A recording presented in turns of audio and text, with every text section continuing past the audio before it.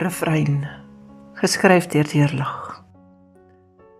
Oor en weer, oor en oor, heen en weer, trippel die note van jou sagte refrein. Deur die gange van my siel, oor die duine van my gedagtes, in die doolhof van my drome, suis geluid, soos druppels van sagte reën oor my. Wat dit aan my vertel, maak alles waar, duidelik en raar, op elke kop, elke haar, geken, getel. Gelees deur Margaret.